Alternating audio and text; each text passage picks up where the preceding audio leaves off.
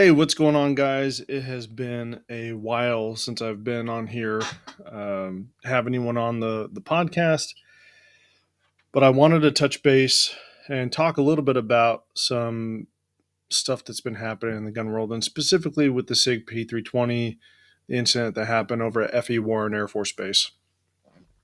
I watched a video from, I think it was Valhalla Firearms Training, and was kind of blown away. I think a lot of the stuff that he talked about was very accurate. I want to say, look, I'm not a SIG fanboy. I don't think I own a SIG. I do have a Flux Raider, so that has a 320 FCU in it, but I don't own a P320. I own a SIG Mosquito or the GSG Firefly, which is a SIG Mosquito, but not a SIG fanboy. Not sponsored by them anyway. But I do want to share some background that I've never really shared before.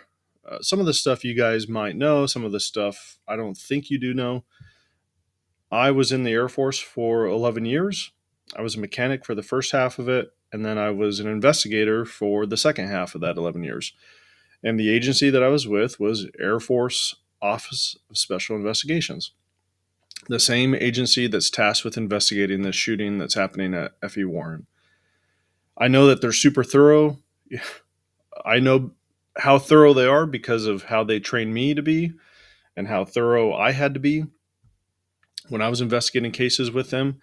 I know that they're going to get to the bottom of it. As much as I want to jump on the train and say the SIG 320 is bad, which I do agree. I think it's not a good gun. I don't think the M18 should be the military weapon of choice. I think Glock should have been the one that was chosen. So not a 320 fanboy. But I've also seen tons of news articles from governments, from agencies, from some training facilities, some people that we like here on the channel that are saying this, because of what's happening at FE Warren, the SIG P320 is not going to be allowed at any of their trainings. It's not going to be some of the government stuff I've seen out of Florida. There's lawmakers that are petitioning the state to not allow that to be carried by any law enforcement agency in the state of Florida. That's happening here in Washington.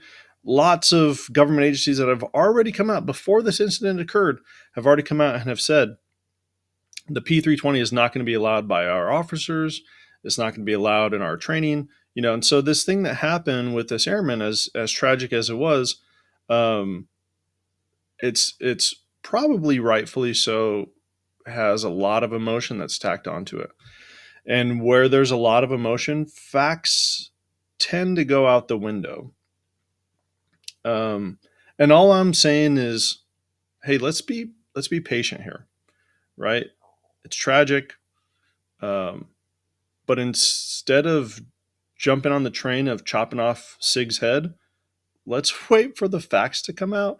How weird is that like that I'm the voice of reason here?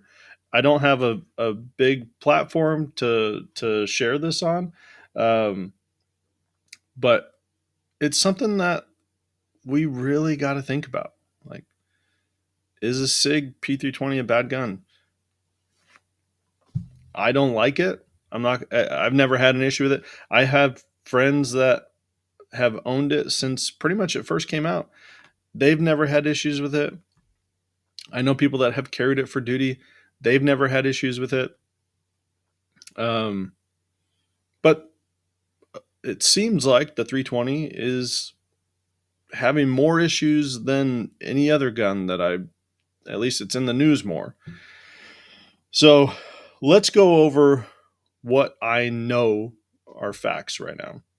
That the Air Force, whatever it is, the ground command or whatever at FE Warren, put out this notice saying, hey, until further notice, we're not going to allow the M18 to be used by any of our Air Force members.